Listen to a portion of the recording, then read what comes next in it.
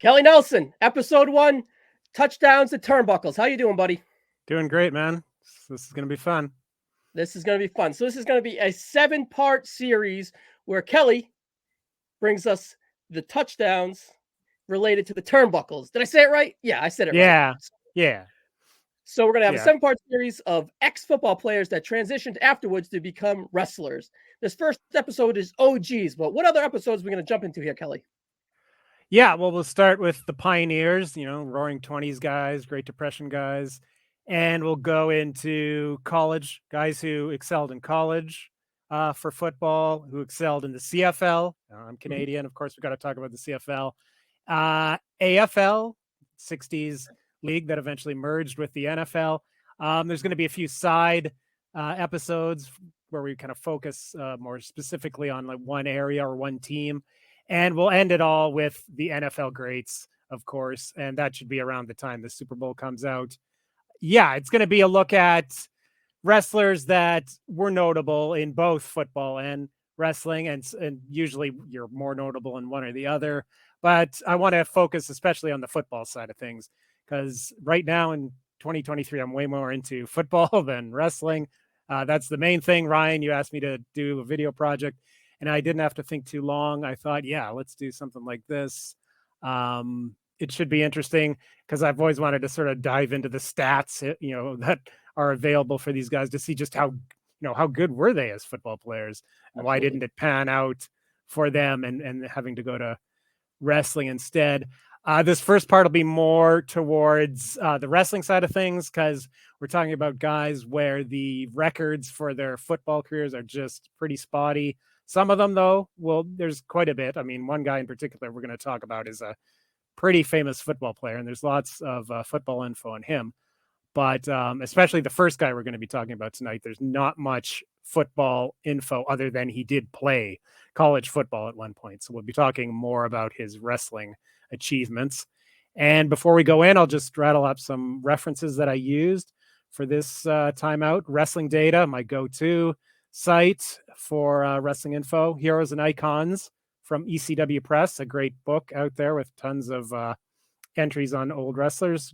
The Online World of Wrestling, especially for this episode, because there's a bit about from Lou Thesz's book, Hooker, that is important. And College and Pro Football Reference, I'm going to be using those extensively. I use them very heavily in my everyday life to begin with. So we'll be using those for the stats side of thing. Kayfabe Memories, the old message board that's still kicking around these days, has a lot of info on obscure topics. So I definitely use them to find info on one specific guy today that I wasn't aware of otherwise. So tip of the hat to Kayfabe Memories. And of course, a little bit of Wikipedia, because you just can't avoid it. And it's the easy peasy way to go for info. So that's the references. And now we'll jump into the football players. At the end of each episode, we are going to build a depth chart, plug in our guards. We're going to plug in our tackles, our running backs, our quarterbacks. And at the end of all 7 episodes, we're going to have a full depth chart, hopefully, of an offense, and a full depth chart of a defense, hopefully. And we're going to kind of have a little all-star team together. That's a nice, fun way to kind of add them all together. And we also are going to have a recurring list of wrestling matches that we recommend from these said wrestlers and / football players. So a little extra wrestling, football at the end, and go Patriots, buddy. Well, that's week 1. So Eagles and Patriots. So it'll be settled. It'll be settled very quickly this year. All right, let's kick.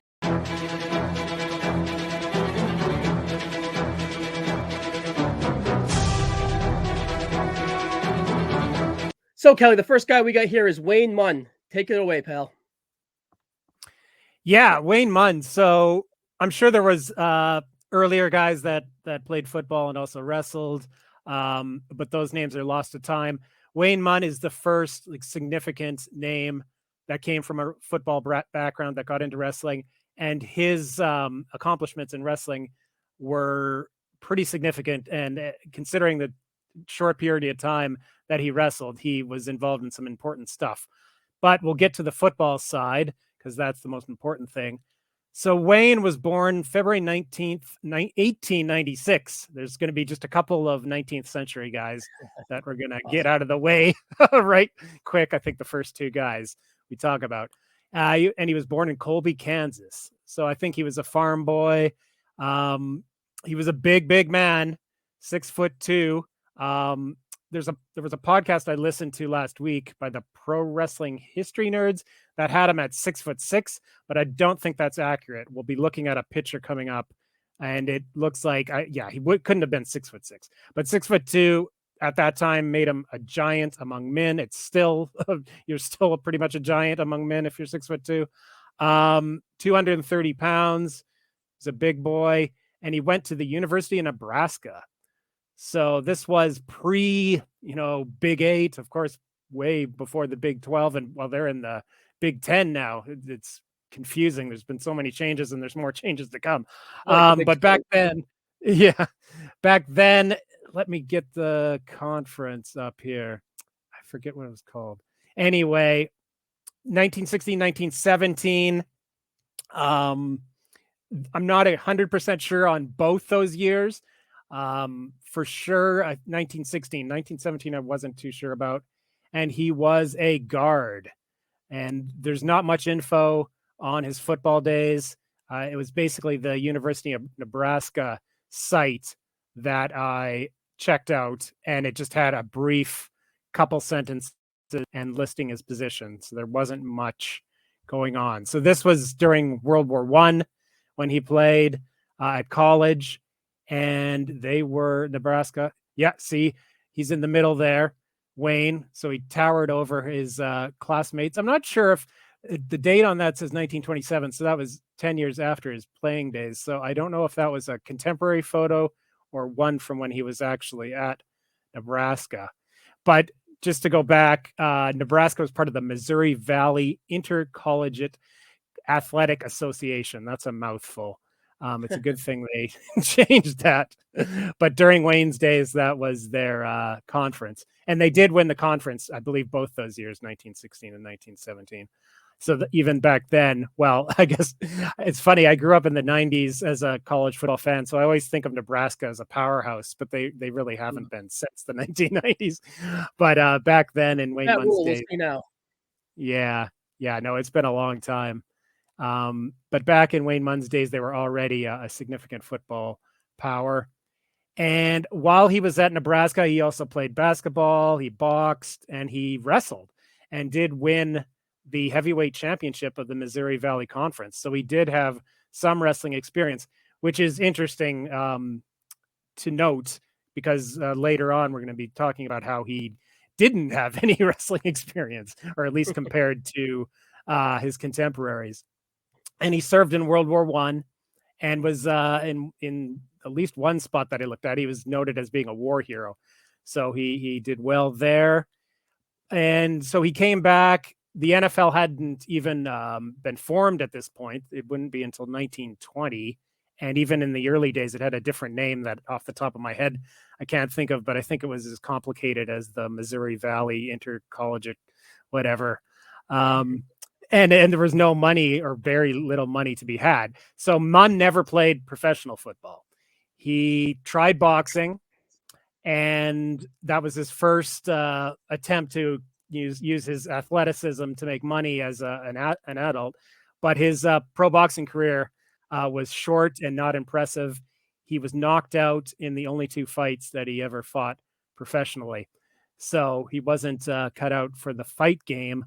But he was cut out for the squared circle in a different way. So he was noticed by promoter Billy Sando, who was a major wrestling promoter at the time, partnered with Ed Strangler Lewis and Toots Monk. They were the Gold Dust Trio. They controlled a lot of the wrestling landscape as it was in the 1920s. Sandow basically recruited Munn, and the idea was that, and this was in concert with Ed Strangler Lewis, they were all booking things, and Toots, I guess, too. The idea was, we'll have this big giant of a man, not a pro wrestler, but known for his athleticism, known for his football prowess, to come in and upset in one of his first matches, the great Ed Strangler Lewis, who had been the champion for a long time and was well known around the country. This was at a time when wrestling was relatively popular nationwide. It would get even more so in the 1930s, but Ed Strangler Lewis was definitely a household name if you were a sports fan at the time. Sure. And so Munn started in 1924 wrestling, wrestled not a ton of matches, I don't think, before the big one. And that was in Kansas City, January 8th, 1925, against Ed Strangler Lewis for the world title. And Kansas City was kind of like, it was definitely a hometown crowd for Munn. He was from Nebraska, or he was born in Kansas. He had the Nebraska tie. And then with Missouri, Kansas City, all very close. So it was a very pro-Wayne Munn crowd. And he defeated Strangler Lewis, as was the plan. And he used and had been using, I think, football style moves like tackles and stuff like that to, and he was a pioneer in the sense, not only was he the first, one of the first football players to become wrestlers, he was a pioneer in the sense that he was basically the first non-shooter world champion wrestler, because prior to that you had to have, or it was preferable, not even preferable, it was just how it was, that if you were a wrestler, and especially the top wrestler, the world champion, you would have a legit wrestling background. And like I said, he did win a championship in college for wrestling, but shooter wrestling, shoot style wrestling is a whole different beast. And that's all about like crippling submissions and just being able to, beat anybody that you have to. Because back then they were still doing, of course, challenges out of the crowd and all kinds of crazy stuff. Munn, who had a amateur wrestling background, but was not a shooter, was not trained in submissions. So if things went bad, which they tended to do from time to time, he wouldn't be able to stop a screw job from happening or getting hurt legit in the ring. And that's just what happened. So he had held the title from January 8th, 1925. And then in April of that year, the whole plan was eventually to build to a rematch with Lewis, where Lewis would probably get his win back. And when Lewis lost to Munn, he dramatically refused to give up his diamond-studded world title belt. And that got in the papers. And that was like a significant story that, yes, so there was a big potential for a huge rematch between them. But unfortunately, that didn't end up happening, because on April 15th, 1925, in Philadelphia, Wayne Munn wrestled Stanislaus Zbyszko. And he was supposed to win. He was booked to win.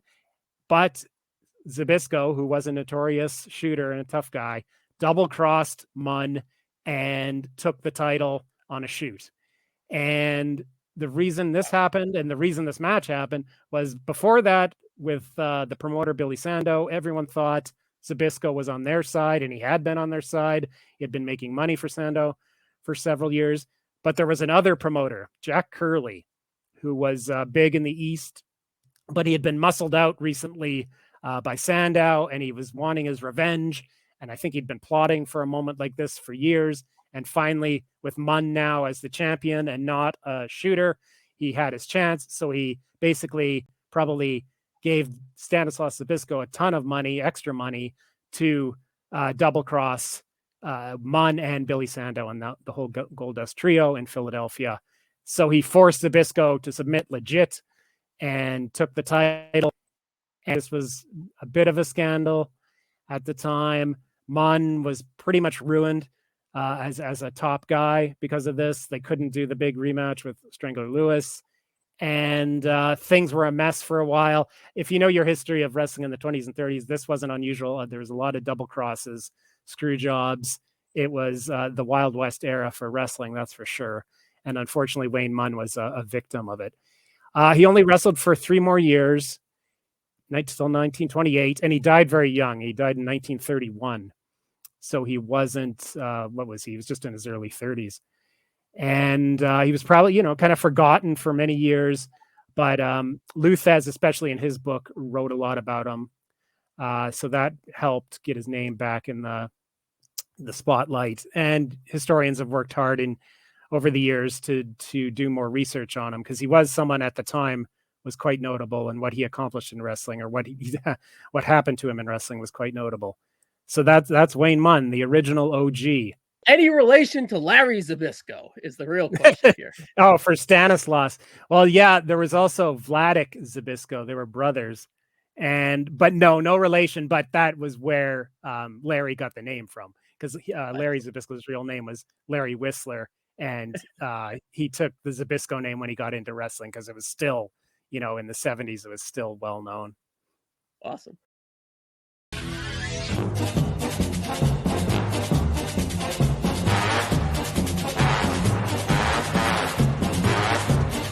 All right, Kelly, up next we have Gus Sonnenberg. Tell us about Gus. Okay, Gus Sonnenberg was born March 6th, 1898 in Ewan, Michigan. And in contrast to Wayne Munn, he was not a very big man. He was 5'6" and 196 pounds. That was his playing weight anyway. And yeah, but he was a great football player, as we're going to see here.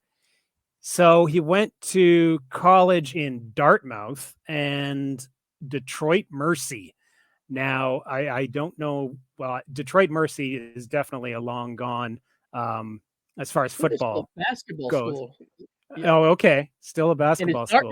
Is Dartmouth in New Hampshire? I was going to say definitely in the Northeast and up there somewhere in New England. Yeah, we could have in my high school. We put a kid in Dartmouth 2 years ago. Yeah, it's definitely a school that has prestige to its name. Like absolutely, I know of it. Yeah, I think so. I was going to say, like, not a true Ivy League school, but yeah, you're right. Yeah. Detroit Mercy. Yeah, I think their football program ended maybe in the 60s. I'm not 100% sure on that. Still a good one. Yeah, I think they were a decent team at that time. And he played for them, like I said, early 20s. He was a tackle. He was also a fullback and / tailback. And this would have been, of course, during the two-way days for players. So, yeah, he would have played both offense and defense. And, yeah, so he was a notable college star. So Gus went to the NFL in 1923. This was, of course, the very early days of the league. And he played for several teams over the years in the 20s, and they're all basically teams lost to history. So he played for the Buffalo All-Americans and the Columbus Tigers in 1923. He played in 1925 and 1926 for the Detroit Panthers, so kind of a hometown team for them. And most notably, he played for the Providence Steamroller, and that's singular, not plural. He played for them 1927, 1928, and 1930. Yeah, so those names are all lost to history. He was a 3-time All-Pro, so he was definitely a notable talent at the time. And the 1928 team that he was on in Providence did win the NFL championship. And this was in the days where they didn't even have a championship game yet. Wow. It was all based on winning percentage, I believe, at the end of a season. And some teams played way more games than other teams. It was all kind of messy for the first decade, at least, of the NFL. And teams came and went. And yeah, I mean, you had the Bears and the Packers. They survived that whole era. And the Giants, I think, came in midway through the 20s. But other than that, it was a bunch of teams that some would relocate to other teams, including my Philadelphia Eagles. They were the Frankfurt Yellow Jackets originally. But yeah, definitely a different era.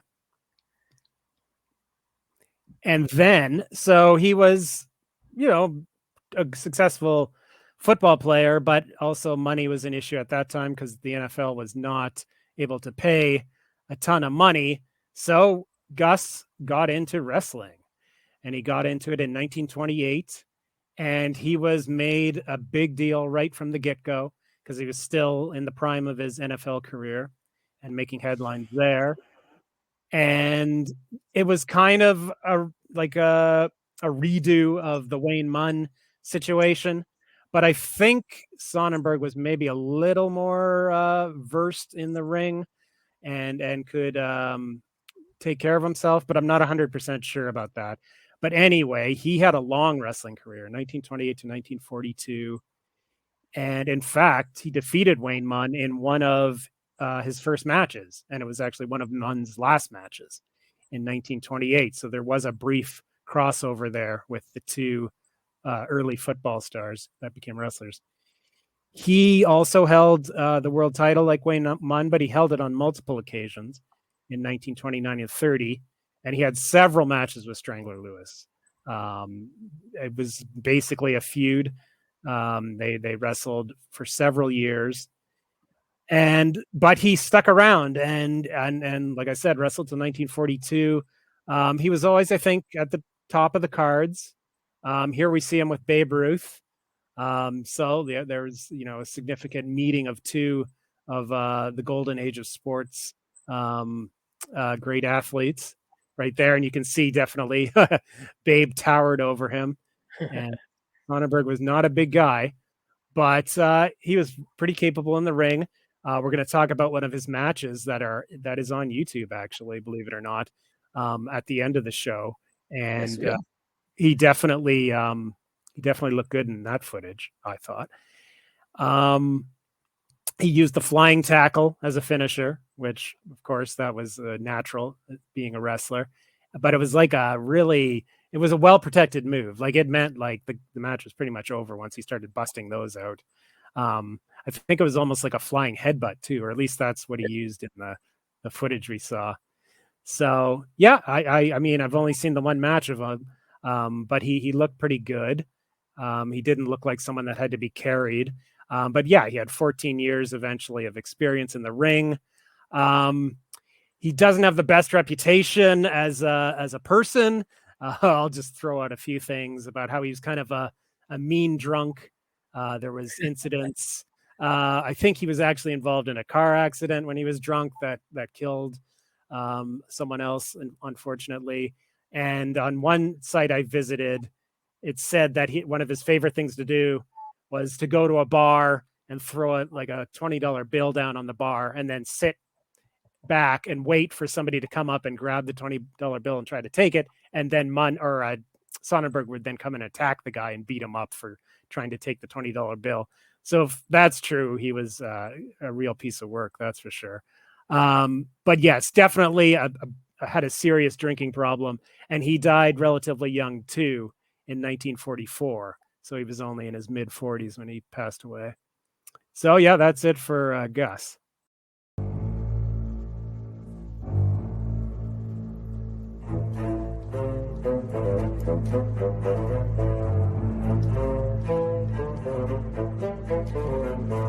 Kelly, go ahead and tell us about Buckets Goldenberg.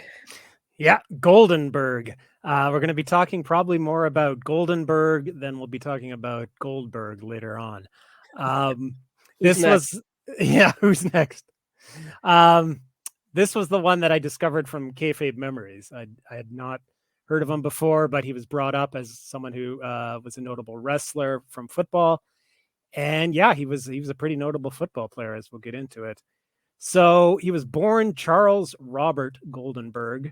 I'm not sure why he was called Buckets. I just realized that I didn't look up why he was called Buckets, but we can only imagine. He was born March 10th, 1910, in what is now the Ukraine, but was then part of the Russian Empire. And I believe he immigrated with his family to the United States quite young. He was 5'10", 215 as a football player, so that was a decent size at the time. He went to the University of Wisconsin in the early 30s, and that's where he grew up. He grew up in Wisconsin. And he was a right guard primarily, but he also, in the NFL, I see that he did play offense a bit. He was a BB, I guess that's a blocking back. Like a fullback hat, yeah. Yeah, because he did have, in his early years anyway, some rushing yards and some rushing touchdowns. But mostly he played on the offensive line. And he was a very, very good football player. the Packers in the 30s. In the 40s, he played in the NFL and exclusively for the Green Bay Packers from 1933 to 1945. And that was basically the first golden era for the Green Bay Packers. They won several NFL championships at that time. Buckets himself was a one-time Pro Bowler and a one-time second-team All-Pro. And most notably, though, he was named to the 1930s All-Decade team. So that's quite an accomplishment. And that's a cool little trading card there. I think that was one made later, not of course, at the time. But it also shows him as a football player, number 43. He played on 3 NFL championship teams. So, yeah, they like I said, the Packers are very successful in that era. And he was a very successful football player. But he, like some others, needed to supplement their income. So in 1933, when he would have been just a few years into his NFL career, he also got into wrestling. And there he is. It's the only picture of him as a wrestler that I could find. Great picture it is. Yes, it is. Very white. And he only wrestled for 3 years, 1933 to 1936. But he was, because of his football fame, he was put into big matches right away, like the other guys. And he had crossovers with 2 out of the other 3 men that we're talking about today. He lost to Gus Sonnenberg April 2nd, 1936 in Green Bay. So he lost before his hometown fans to Gus Sonnenberg by countout. I think they may have wrestled on a few other occasions too, but that was the first. And he had a big match that was built up basically by 2 guys that were still current football players. So that was unique at the time. It was a big match against Bronko Nagurski, who we're going to be talking about shortly. And this was May 28th, 1935 in Minneapolis. And he also lost that match. So it seems like Buckets was, he wasn't a top guy. But like not like Nagurski, not even like Sonnenberg or Munn. He was more of Jobber to the Stars would be maybe an accurate way to categorize him as a football or as a wrestler, but definitely a main eventer.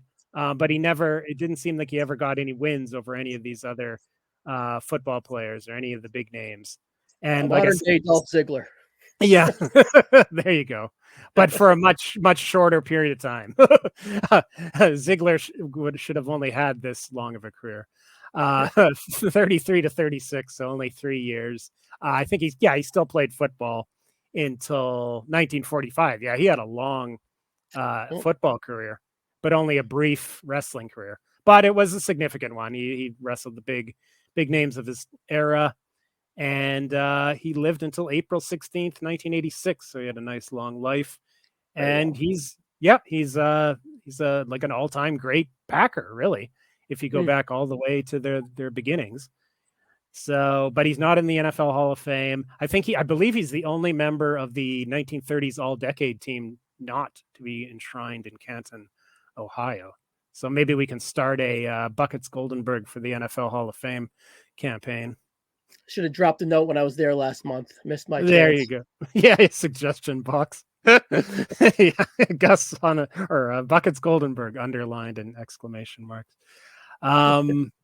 Yeah, so that's Buckets. There's not a ton on him, but he had a significant NFL career and he had a significant but short wrestling career. Excellent.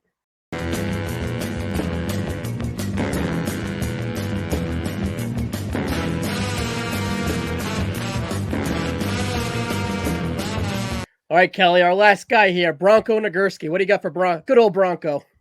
Yeah, good old Bronco. So we saved the best for last, and I think that going forward, that's what we'll do. The last one we talk about will be probably our the main most eventer. Significant. Yeah, this is our main eventer, and it's he well deserved because this guy was a legend in both football and wrestling. So Bronko was born November 3rd, 1908 in Rainy River, Ontario. So yes, he was a Canadian by birth. His family settled in Minnesota when he was about 5 years old, though. And that was probably for the best because he wouldn't have had a superstar football career and probably a superstar wrestling career if he didn't move to the United States. He was 6'2" and 226 pounds. So he was a giant of a man. We'll be looking at photos here. And he would be perfectly fine in modern day wrestling. He looks like a quintessential prototypical wrestler. Great look. Definitely had like that tough face, but also like rugged good looks. He was a big star. So he went to the University of Minnesota, 1927 to 1929. At this time, Minnesota was a pretty big power in college football. They would, in the 30s, actually win 3 consecutive national championships, and no team since has done that. And Georgia this year is looking to become the second three-peat champion in college football history. So yes, Minnesota was a power, and he was their best player. He was a fullback, linebacker, played tackle as well. He was a one-time All-American consensus in 1929. His number 72 for the University of Minnesota was retired, and he was a member of the inaugural class of the College Football Hall of Fame in 1951. So him being a member of the inaugural class of Hall of Fames is a reoccurring thing here because he's got 2 more to go. So just based on his college stats and college career, he was a significant athlete, significant football player. Sure. But of course, he went to the NFL. In 1930, this was the second decade for the NFL. They were starting to find their footing a bit more after a rough first decade, and he went to the Chicago Bears. Already a significant team. Red Grange, famous college player in the 20s, played for the Bears. So they had quite a backfield at this time. And the 30s would be a big decade for the Bears, as they were for the Green Bay Packers. And that's, the basis of their long rivalry is back in the days, in the 20s and 30s, when they were both powerhouse teams. So Bronko played in the NFL from 1930 to 1937, and then came back in 1943 and played 1 more year. Basically what happened was in 1937, he'd already been wrestling in the off seasons for a few years. But in 1937, he outright quit the NFL because he wasn't making enough money and could make more money as a full-time pro wrestler. So that's a pretty significant aspect to the story, and just shows you how different things were back in those days. But he did come back to the NFL in 1943 at the height of World War II because the NFL, like Major League Baseball, had a shortage on talent due to the war effort. And so Bronko came out of retirement. He was still wrestling professionally at this time too, and played 1 more. I don't know if he played a full season, but he definitely played at the end and for the championship game in 1943. And the Bears, his final game as a Bear, they won the NFL championship, which was his 3rd NFL title as a professional. He was a 4-time All-Pro. Member of the 1930s All-Decade team. And I mean, I have his stats here. They don't sound impressive by modern standards, but at the time, like, he led the league in touchdowns once, 1932, but with only 4 rushing touchdowns. These games must have been quite low scoring. Like very much a 3 yards in a cloud of dust style of offense. But he had decent rushing totals for the time. 533 yards, actually 2 years in a row, 586. And he also played, he was actually used as a passer, not the quarterback, but he threw a lot of passes. I think in some years he actually threw more passes than the quarterback for the Bears, believe it or not. But it was, like I said, single wing. Yeah, it was a different era when like the halfback could lead the team in passing. It's crazy to think about. I think they call that the beast formation, where it's like 6 down football. Pretty much kind of what you see from Jalen Hurts a little bit now. Like, kind of in a way, with all the gap sound and offensive. When you play 6-back offenses, when your quarterback is like a running back, so to speak. So Yeah. 6 attack and the quarterback isn't dead. Yeah, no, I mean, everything always kind of comes back. And I've always been a fan of quarterbacks that can run. Of course, that's the lineage in Philadelphia. But yes, great. It's a great, it's better than just pure passing, that's for sure. So yeah, 30s all-decade team.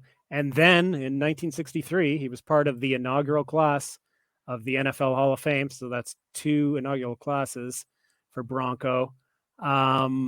He was also on the NFL's 75th anniversary team, which was a big deal at the time when that was released. Got a lot of publicity, a lot of hype. And his number 3 was retired. So that's 2 retired numbers. Yeah, like just a very decorated NFL career. One of the great players in the 1930s. Maybe the argument could be made as the greatest player of the 1930s in the NFL. But we still have the wrestling to talk about. So he got into it in 1933, part-time. And that's what I meant when I said that he could be a modern day wrestler. Just looking at him there, that looks very modern, except for the haircuts and maybe in the boots and the trunks.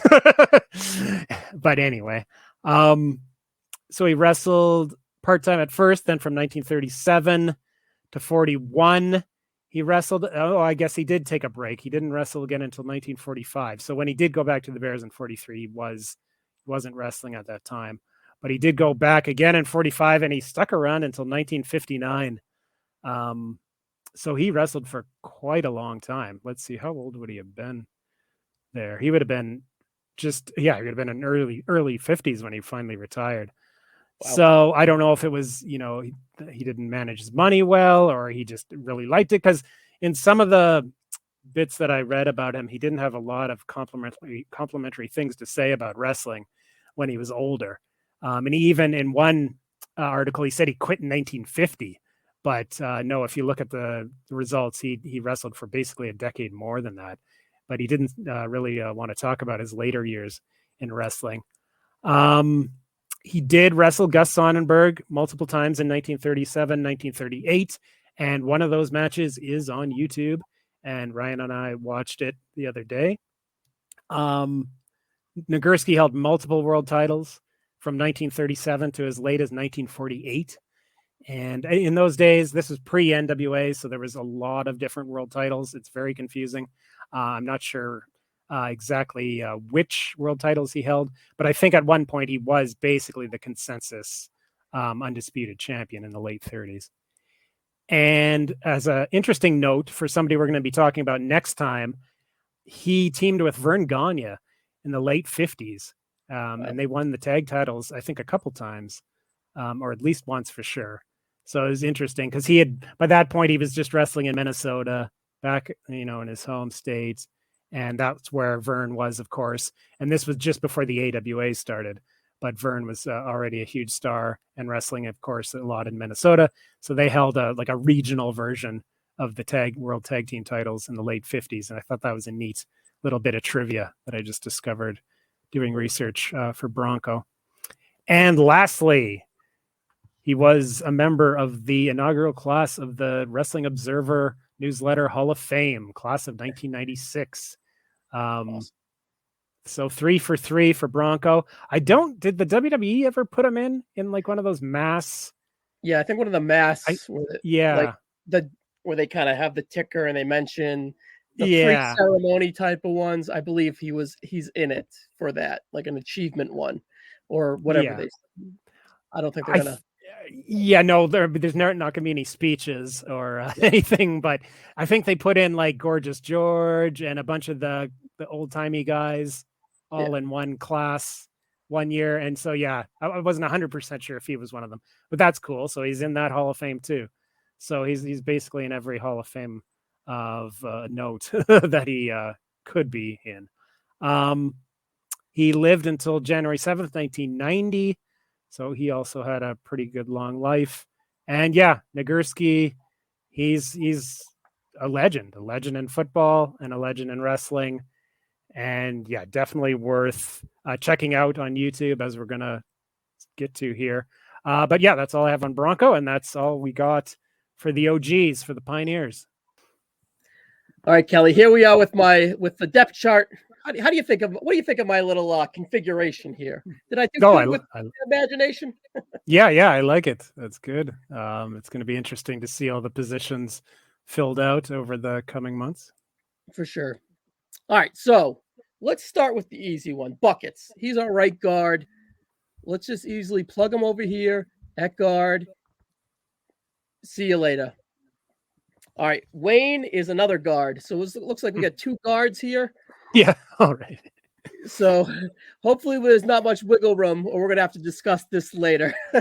Well, it seems with the early guys, they're either linemen or backfield, halfbacks. So there's not too much variety. Yeah. So Gus Sonnenberg here. He's a running back for now. We assume we'll adjust the fullback later. We'll see what our offense looks like when the time comes. Well, he's on our running back depth chart. And then Bronko, what are you thinking? Are we thinking offense or defense here? I think Bronko his biggest moments were on offense. So yeah, I definitely think you got to have him at halfback. But he was also apparently a very good linebacker too. All right, so let's play the game here. Bronko is a Hall of Famer. He would be ahead of the depth chart here. Yes, on Gus for sure. And then what about Buckets and Munn? I think you got to because Munn just had the 2 years tops at Nebraska, and Buckets had a great NFL career. So you got to have Buckets on top there. So that's interesting. 4 guys and 2 positions already some depth at running back and guard. But we'll definitely add some others. We're going to run some 21 personnel here, 2 back, 1 tight end, and we'll kind of go from there. We'll see how it shakes out. I think the backfield is already very strong. Probably 22 personnel by the time we get there. Perhaps 30, perhaps 32 by the time it's said and done. But we'll see. That's it for the day. But this is that's how the depth chart kind of lays out. But we'll kind of move them around as we go, as we add new positions with guys as we get deeper into the episodes. But that's just a nice quick introduction. All right, now our match recommendation here, Kelly. What we want to do is we want to present a match for each guy that we talk about, a recommendation from you, and then hopefully we can go outside of our circle here and get a recommendation from someone outside of the episode, and we can incorporate their list. So perhaps I'm sure you know plenty of guys. I'm sure I know plenty of guys, and that shouldn't be a problem. And if you want to give a recommendation for a match, maybe you can leave a comment down below and we'll consider it. What do you think, Kelly? Consider it? Oh, yeah. The more the merrier, for sure. Going forward, there should be no shortage of potential recommendations. But for this first episode, there's basically 2. Wayne Munn, as far as I can tell, there's no footage of him, at least on YouTube. And if there is footage, I don't know if there'd be much at all. And Buckets Goldenberg, I couldn't find anything. Who knows if somebody in their attic has some old reels of Buckets wrestling, maybe, but not on YouTube. But there is a few Bronko Nagurski matches on YouTube, and only one Gus Sonnenberg match that I could find. But coincidentally, it's against Bronko Nagurski. Yeah, against Bronko and Gus. Yeah, from August 3rd, 1938, Los Angeles, California. 2 out of 3 falls. I think this was maybe a title match.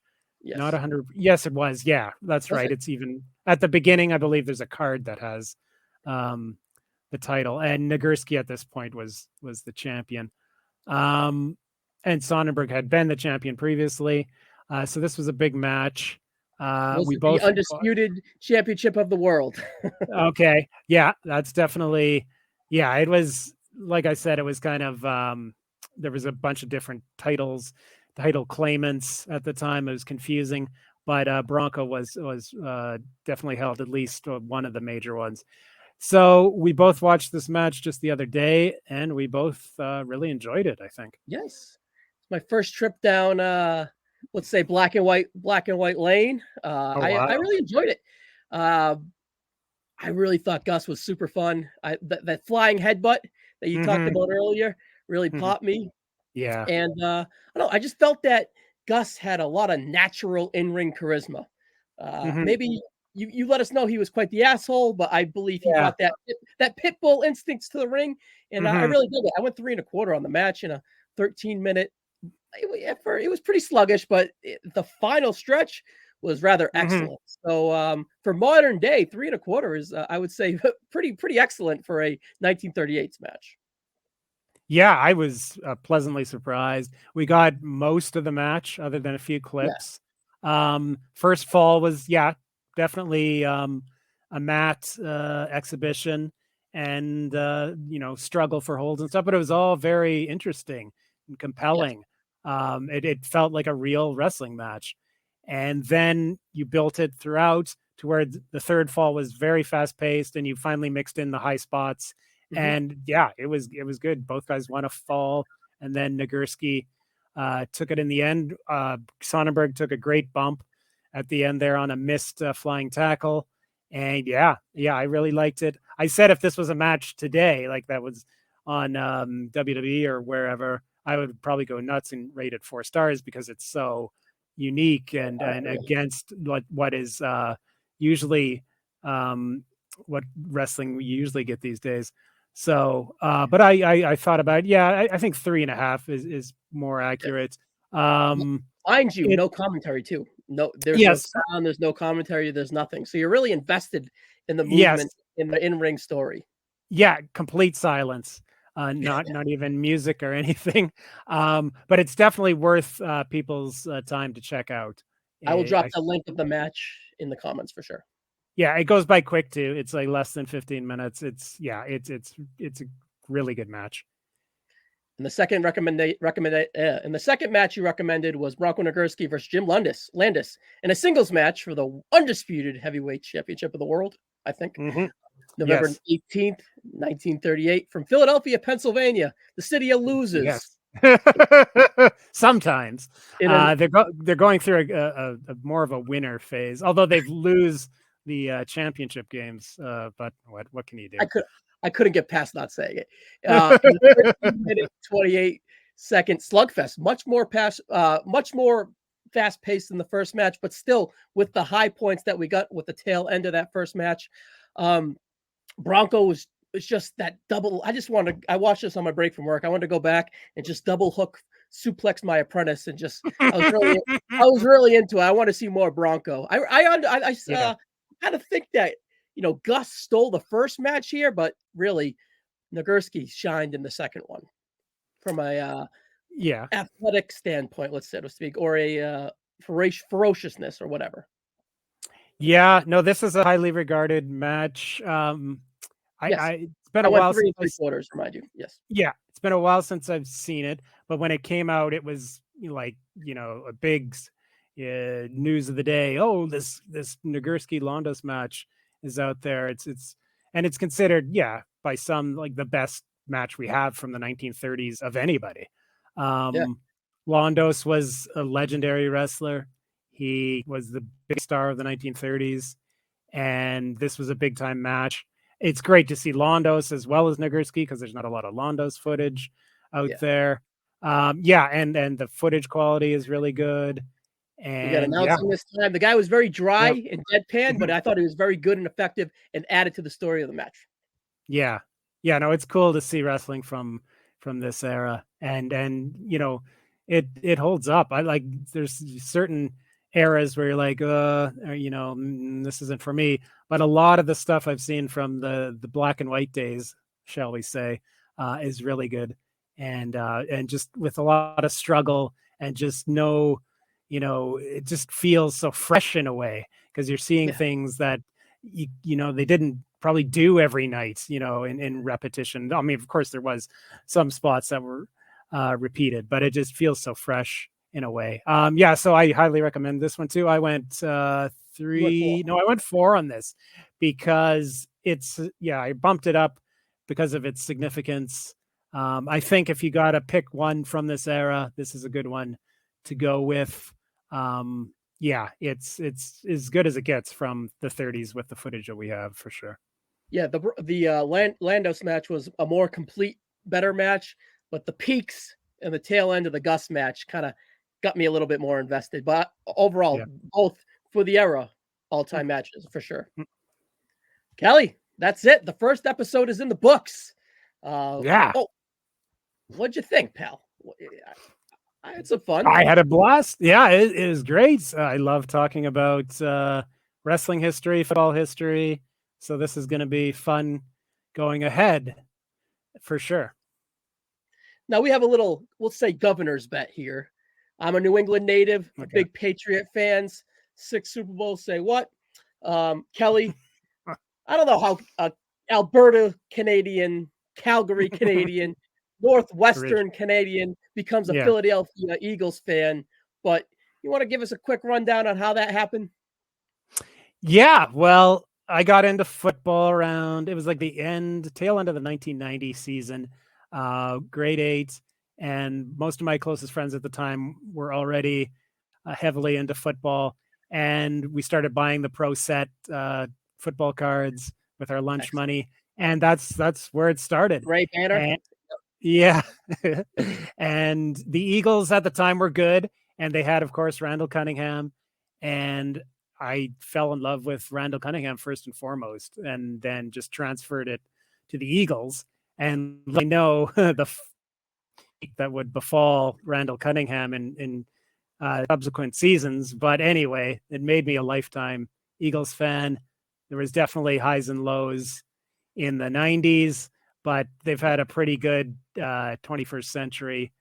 Not as good as the Patriots, of course, but we did win is the top tier owner. Very good.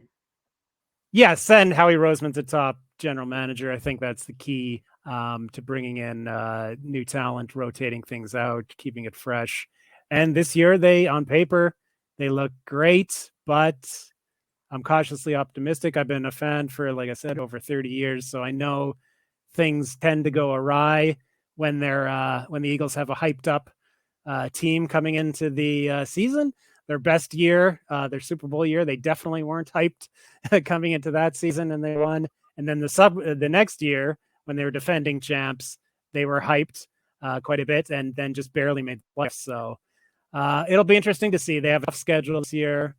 They play at one point, I think, 7 straight teams that made the playoffs last year. So that's going to be a death march. But they should at least make the playoffs. If they don't make the playoffs, it'd be a titanic disappointment. That's for sure. Yeah, for sure. But anyways, when there's a foundation that invests in the front line on the defense and the front line on the offense, that's usually a pretty good recipe for success. And like I said, you have a really good owner, and you guys are a top of the class of NFL franchises. But I mentioned a governor's bet. As a big Patriots fan and a big Eagles fan, they square up on week 1. Now, if the Patriots somehow defeat the Eagles, I say that dark, what's that midnight green banner that I created? Midnight green, baby. Yeah. That midnight green banner for an episode or maybe 2 has to turn into that fire engine red Patriot color. It's just a little governor's bet, but we'll see if you accept. That's fine. and if the Eagles win, we stay as is, and it is what it is. Oh yeah, well, there should be something. Low stakes for me as a touchdown underdog in my home field. So, Yeah, I was gonna say I wasn't gonna go out and buy a Patriots jersey just to wear for the next show. So changing the color is just fine. The Eagles, I think they're 4-point favorites right now. We'll see how that moves before we get to the game. The only thing for me is they're retiring Brady's number that day, and that tends to, give the team extra motivation. I remember when the Giants retired Michael Strahan's number, a poor Giants team ended up beating the Eagles that day. So these things can happen. We'll see. But the Eagles need these wins early on because their schedule gets super tough in a month or so. Well, we'll see next episode of how it went down. But yeah, Kelly, this is a successful first episode, and I'm looking forward to the next one, which is what again? What are we going to do next for episode number 2? So next time we're going to be heading to college. It's the season's starting here. The college season is already, I guess, unofficially begun. I don't know, week 0. Week 0 is just a couple days ago.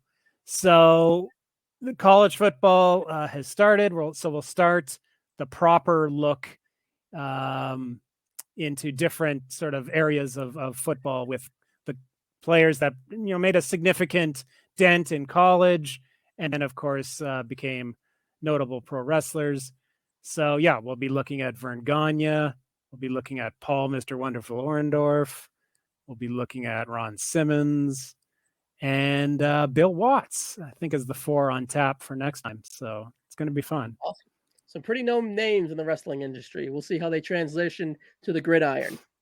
So, Kelly, this is a great first episode, and we'll see you on the next one, buddy. Yep. Take care, man.